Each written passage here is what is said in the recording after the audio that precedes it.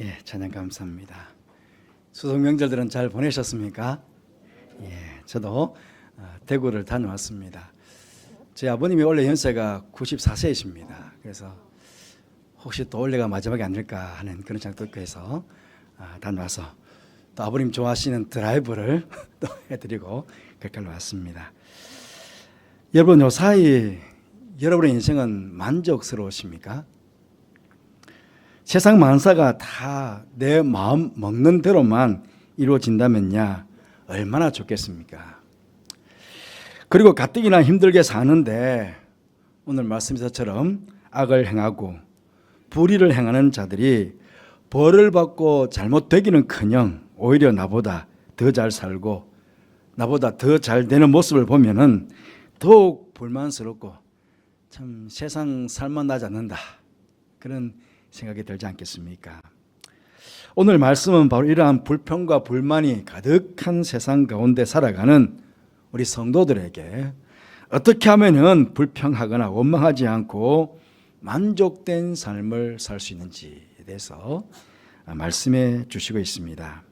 오늘 말씀 특별히 우리가 만족된 삶을 살기 위하여서는 우리에게 4가지를 요구하고 있습니다. 첫째로는 우리가 만족된 삶을 살기 위해서는 무엇보다 여호와를 의뢰하고 선을 행하라 하는 것입니다. 오늘 3절 말씀 보시면 여호와를 의뢰하고 선을 행하라, 땅에 머무는 동안 그의 성실을 먹을거리로 삼을지어다, 그렇게 말씀하고 있습니다. 여기 의뢰하다라는 이 말은요, 이 끈으로 묶는다, 끈으로 맨다, 그런 뜻이 있습니다. 그러니까 여호와를 의뢰한다는 것은 내가 여호와께 끈으로 꼭 묶여서 꼭 붙어 있는 그런 상태를 말하는 것이죠. 내가 하나님께 끈으로 꼭 묶여 있듯이 이렇게 매여 있으니까 결국은 하나님께 붙들려서 하나님께서 인도해 주시는, 하나님께 이끌림 받으며 그렇게 사는 존재가 된다는 것입니다. 세상을 살아가면서 전능하신 하나님께 붙잡힌 바 되어 이끌림 받으며 사는 것보다 더 축복된 삶이 세상에 어디에 있겠습니까? 교회를 다니면서 어떤 사람들은 예수 믿어봐도 아무런 소용이 없더라, 그런 사람도 있고요. 또 어떤 사람들은 예수 믿어보니 받은 증거가 많더라, 그렇게 간증하는 사람도 있습니다. 이 둘의 차이가 무엇이겠습니까? 여러 차이가 있겠지만은 결국은 그가 하나님을 전적으로 의뢰하는가 그렇지 않은가, 그가 하나님께 꼭 붙잡혀 있는가 매여 있는가 그렇지 않은가 하는 그 차이가 아니겠습니까? 바라기 오늘 예배에 참여하신 여러분 모두는 날마다 하나님 의뢰함으로 하나님께 꼭 붙들려 있으므로 하나님으로 인해서 수많은 간증거리가 넘쳐나는 그런 삶을 살게 되시기를 먼저 주님으로 축복드립니다. 그리고 오늘 말씀 보시면요, 그런 가운데 선을 행하라, 그렇게 말씀하고 있습니다. 아무리 세상이 악하고 불의하고 불공평하더라도 선하신 하나님께 묶여있는 성도라면은 불의한 세상에 개의치 않고 당연히 선을 행해야 된다는 그런 말씀입니다. 그리고 선을 행하더라도 한두 번 행하고 마는 것이 아니라 오늘 말씀 보니까 그의 성실로 먹을거리를 삼아라, 그렇게 말씀하고 있습니다. 여러분, 하나님께서는 성실하신 분이십니다. 하나님께서는 그 행하시는 바를 중간에 포기하는 법이 없으십니다. 처음부터 끝까지 한결같이 행하시는 분이십니다. 그래서 이 하나님을 가리켜서 우리는 성실하신 하나님, 신실하신 하나님, 그렇게 우리는 이야기를 합니다. 성실하는 것은 그렇죠, 처음부터 끝까지 시종여일 한결같은 것을 성실하다, 그렇게 이야기합니다. 선을 행하면서 처음부터 끝까지 중간에 포기하거나 낙심하거나 그런 마음 없이 처음에 가졌던 그 선한 마음, 그 마음을 가지고 끝까지 최선을 다해가지고 선을 행하라 하는 것입니다. 아마 여러분 경험해 보셨겠지만 죄를 지으면요, 내가 뭔가 좀 나쁜 죄를 지으면 그러면 뭔가 불안하고 좀 불편합니다. 마음이 좀 찝찝하죠. 하지만 선을 행하면 얼마나 기분이 좋고 만족스러운지요. 바로 그는 하나님을 의뢰하시는 가운데 그 하나님의 능력을 힘입어서 여러분의 생애 가운데 날마다 선을 행하시는 여러분들 되시기를 바랍니다. 그 하나님께 의뢰함으로 인해서 주어지는 그 능력으로 선을 행함으로 얻게 되는 만족함, 그 만족함이 우리를 행복하게 하는 것 아니겠습니까? 그런 만족된 삶을 사시는 여러분 되시기를 바랍니다. 두 번째로 우리가 만족된 삶을 살기 위해서는 여호와를 기뻐하라 하는 것입니다. 오늘 4절 말씀에 또 여호와를 기뻐하라, 그가 내 마음의 소원을 내게 이루어 주시리로다, 그렇게 말씀하고 있습니다. 그렇습니다. 우리의 삶에 만족된 삶을 누릴 수 있는 것, 바로 여호와를 기뻐할 때, 우리가 여호와를 기뻐할 때 이루어지는 것입니다. 여기 기뻐한다, 기뻐하라 하는 말씀은요, 사모한다, 사랑한다, 이런 말들이 다 의미가 내포되어 있습니다. 여러분, 우리가 하나님을 기뻐하고 하나님을 사랑하고 하나님을 사모하는 방법 중에 가장 좋은 방법이 있다면 그것이 무엇이겠습니까? 바로 예배입니다. 우리는 예배를 통해서 우리는 하나님을 기뻐하고 하나님을 사랑하고 하나님을 사모하는 우리의 마음을,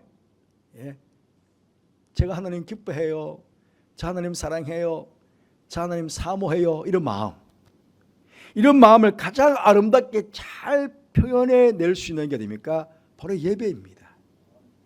예배를 통해 가지고 하나님 앞에 서서 우리가 예배를 드리면서 내 마음을 다 표현해내는 거죠. 보십시오, 제 하나님 사랑하는 거 느껴지시죠? 제 하나님 사모하는 거 막 보이시죠? 하나님 기뻐하시는 거 막 보이시죠? 이렇게 예배를 통해서 우리가 다 드러날 수 있는 것이죠. 찬송을 통해서 그랬습니다. 찬송을 통해서 우리가 하나님을 기뻐하시는, 우리가 하나님을 사랑하는 것들을 잘 표현할 수 있습니다. 정말 하나님을 사랑하는 사람들이요, 찬송을 부를 때 보면요, 표정이 달라요. 표정이. 막 하나님을 사랑해서, 막 하나님을 사모해서, 하나님 기뻐해서 막 부르시는 그 사람들이 찬양하는 모습을 보면 이미 달라. 우리가 기쁨으로 찬송하게 되면 찬송 가운데 거하시는 그 주님께서 우리의 찬송을 기쁘게 받아주시는 거거든요. 기도도 마찬가지입니다. 기도를 통해서 우리는 우리의 마음을, 우리의 하나님께, 우리의 사랑을 하나님께 표현할 수 있습니다. 여러분, 하나님을 사랑하는 성도들, 하나님을 기뻐하는 성도들은요, 기도하지 않을 수가 없어요. 그렇게 기도할 때 하나님께서 그 사람의 마음을 만져주시잖아요. 마음을. 기도하는 사람들의 마음을 만져주시니까 그 마음에 평안이 있고 그 마음에 기쁨이 있고, 때로는 너무나 감격스러워서 그냥 눈물이 화락 쏟아지지 않습니까? 아마 여러분들 그런 경험들을 다 해보셨을 거예요. 말씀 앞에서, 말씀을 통해서도 그렇습니다. 우리는 우리의 사랑 하나님께 잘 표현할 수 있습니다. 이렇게 제가 설교 시간에 말씀이 선포되어질 때 여러분 아멘 하지 않습니까? 그 말씀이 바로 제게 주시는 말씀이에요. 하나님 아멘, 그러는 거죠. 그런데 우리 교회 성도들 아멘은 열심히 하시는 분들도 계시지만 잘 안 하세요. 잘 안 하시지만 저는 막 느껴져요. 그래서 제가 말씀드렸잖아요. 부흥 강사들 오시면은 왜 이 교회는 아멘을 잘 안 하지? 그런데 아닙니다. 못 느끼시겠습니까? 깊은 내면 속에서 전부 아멘하고 계세요. 저는 느껴지는데요. 제가 그렇게 간혹 강사 목사님께 말씀을 드릴 때가 있습니다. 저도 그게 느껴지거든요. 저도 사실은 겉으로 아멘 이렇게 잘 못해요. 근데 속에서부터 아멘 느끼시잖아요. 그게 뭡니까? 내가 하나님 사랑합니다. 하나님께 주신 그 말씀이 제 말씀인 줄 믿습니다. 아멘. 그래. 이게 바로 우리가 하나님을 기뻐하시는 표현이에요. 이렇게 예배와 말씀과 기도, 말씀을 통해 하나님을 기뻐하는 성도들은요, 그 마음의 소원을 하나님께서 이루어 주실 것이라고 말씀하셨습니다. 세상에 헛된 욕심이 소원인 사람은 그 삶이 만족될 수 없습니다. 세상에 욕심을 가득 찬 사람, 그 소원은요 절대로 만족될 수 없어요. 계속 욕심을 다하니까. 하지만 빌립보서 2장 13절 말씀 보시면 너희 안에서 행하시는 이는 하나님이시니 자기의 기쁘신 뜻을 위하여 너희에게 소원을 두고 행하게 하신다고 합니다. 그렇습니다. 하나님을 기뻐하는 사람은요, 그 마음의 소원도 하나님께서 그 속에 하나님께서 기뻐하시는 마음의 소원을 담아주시는 거예요. 그리고 하나님께서 그 소원을 이루어 주시는 거예요. 그렇기에 그 삶은 얼마나 만족되고 보람되고 행복하겠습니까? 하나님께서 내 마음의 소원을 다 넣어주시고 또 하나님께서 그 소원을 다 이루어가 주시니까 얼마나 기뻐요. 언제나 하나님을 사랑하고 기뻐하시는 여러분들 되시기를 간절히 바라겠습니다. 그래서 여러분 마음속에 있는 그 소원이 이루어져서 더 기쁘고 더 행복하고 더 만족된 보람된 인생을 살아가는 여러분 되시기를 주님 이름으로 축복합니다. 세 번째로 우리가 만족된 삶을 살기 위해서는 우리의 길을 여호와께 맡기라는 것입니다. 오늘 5절 말씀 보시면 내 길을 여호와께 맡기라 그렇게 이야기합니다. 여러분 우리의 길을 하나님께 전적으로 맡기기 위해서는요, 우리가 먼저 선행해야 될 것이 있습니다. 내가 내 길을 여호와께 맡기기 위해서는 내 안에 먼저 선행되어야 될 것이 있습니다. 그게 무엇이겠습니까? 바로 내 생각, 내 경험, 내 판단, 내 지식, 이러한 내 것들을 다 내려놓아야 합니다. 내려놓을 때에 진정으로 내 길을 하나님께 맡길 수가 있는 것입니다. 잠언 16장 9절 말씀 보시면 사람이 마음으로 자기의 길을 계획할지라도 그의 걸음을 인도하시는 이는 여호와이시니라 그랬습니다. 그렇습니다. 우리가 걸어가는 인생길 딱 하나의 인생길에만 있다면 얼마나 좋겠습니까? 그런데 하나의 인생길만 있는 게 아니고 수많은 갈래길이 있습니다. 그렇잖아요. 이 여러 길 중에 우리가 자신이 내가 걸어가야 될 그 길 하나를 선택해서 걸어가야 합니다. 하지만 그게 정말 바른 길인지, 그게 정말 옳은 길인지, 그게 정말 주님께서 기뻐하시는 길인지 우리가 선택하기가 사실은 쉽지가 않습니다. 모든 사람들이 다 자신들의 인생길을 걸어갑니다만 어떤 사람들은 성공의 길, 의로운 길, 영광의 길을 걸어가는 사람이 있는가 하면 어떤 사람들은 잘못된 길에 들었음으로 인해서 실패의 길, 멸망의 길로 걸어가는 사람들도 있는 것입니다. 우리가 정말 성공의 길, 영광의 길, 만족된 길을 걷기 위해서는 그 길을 여호와께 맡겨야 합니다. 인생의 참된 길을 아시는 분은, 그리고 그 길로 인도하실 분은 오직 여호와 하나님 한 분밖에 계시지 않기 때문에 그렇습니다. 길만 그렇습니까? 우리의 모든 행사도 여호와께 맡겨야 합니다. 잠언 16장 3절 말씀 보시면 너의 행사를 여호와께 맡기라 그리하면 너의 경영하는 것이 이루리라 그렇게 말씀했습니다. 우리의 개인의 일, 사업하시는 분들 사업, 직장 다니시는 분들 직장일, 가정의 일, 무슨 일이든지 우리가 행하는 모든 일들 다 하나님께 맡기는 것입니다. 여기 하나님께 맡기지 않고 내 힘으로, 내 수고로, 내 능력으로만, 내 노력으로만 하려 하다 보니까 그것이 나에게 낙심이 되고 절망이 되는 것입니다. 여기 맡기다 하는 말의 원어적인 의미는요, 돌을 굴리다 그런 뜻이 속에 함축되어 있습니다. 우리 앞에 있는 여러 가지 일들 혹은 문제들 혹은 짐들 이런 게 다 있잖아요. 이런 것들을 굴려버리는 것입니다. 하나님께 나의 일을 이렇게 굴려버리면 이제 더 이상 나의 일이 아니고 하나님의 일이 되는 것입니다. 나의 문제를, 나의 짐을 하나님께 굴려버리는 것입니다. 이렇게 돌을 굴리듯이 이렇게 굴려버리는 것입니다. 그러면 더 이상 나의 짐, 나의 문제가 아니고 하나님의 문제, 하나님의 짐이 되는 것입니다. 오늘 분명히 말씀하고 계십니다. 내 길을 여호와께 맡겨라. 그를 의지하면 그가 이루시고, 하나님께서 이루어 주시겠다는 것입니다. 내가 굴려버리면, 내가 나의 일을 맡겨버리면 하나님께서 이루어 주시겠다는 거 약속해 주고 계신 것입니다.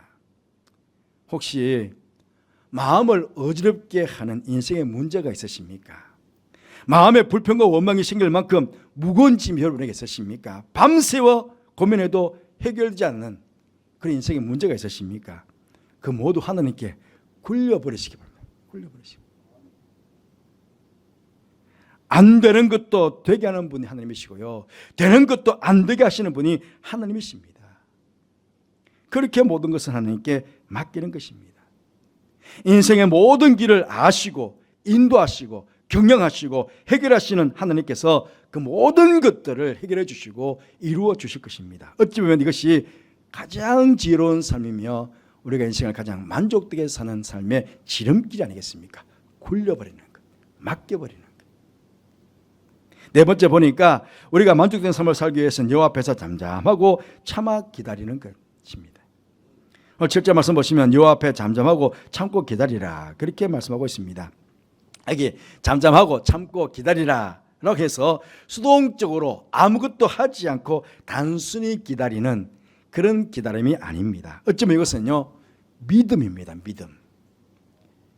9절 말씀 후반절에 보시면 여호와를 소망하는 자들은 땅을 차지하리로다 그렇게 이어져 말씀이 나옵니다. 여기 잠잠하고 우리가 잠잠하고 참고 기다리는 것은요 여호와를 소망하며 기대하는 것입니다.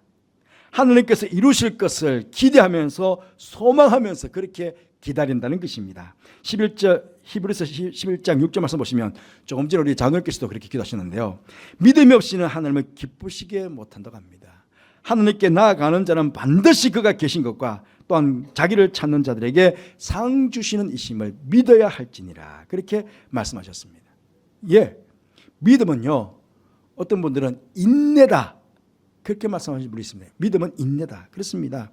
믿는 자들은요 하나님께서는 살아계시고 자기를 찾는 자들에게 상 주시는 이심을 믿기에 믿는 자들은 그걸 믿거든요. 하나님 믿기에 하나님께서 이루실 때까지 이루어 주실 때까지 인내하며 하나님 앞에서 잠잠하며 참아 기다릴 수 있는 것입니다.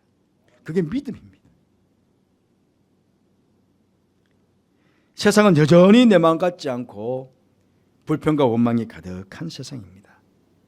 하지만 이런 세상 가운데서 세상만 바라보면서 원망과 불평만 쏟아놓을 것이 아니라 하나님을 온전히 믿는 믿음 안에서 또 하나님께서 우리에게 요구하시는 이 네 가지 것들을 잘 실천해 행하실 수 있는 여러분들 되시기를 바랍니다.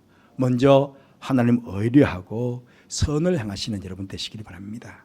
나아가서 하나님을 기뻐하시고 또 여러분의 길을 여호와께 맡겨드리시기를 바랍니다.